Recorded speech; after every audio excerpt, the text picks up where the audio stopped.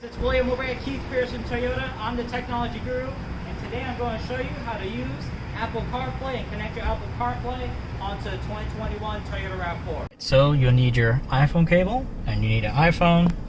Right? All you need to do is plug it into this USB right here in the middle, and then plug the other end into your iPhone.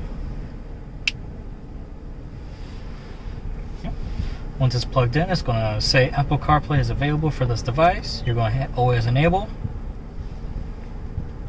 And then you're going to unlock your iPhone. And then it's going to say to allow CarPlay with your RAV4 while the phone is locked. You're going to hit allow. And then you have your Apple CarPlay right there. So you have your maps, music, everything, all that you need right there. Come by Keith Pearson Toyota and ask for me if you have any tech questions. I'll be happy to help.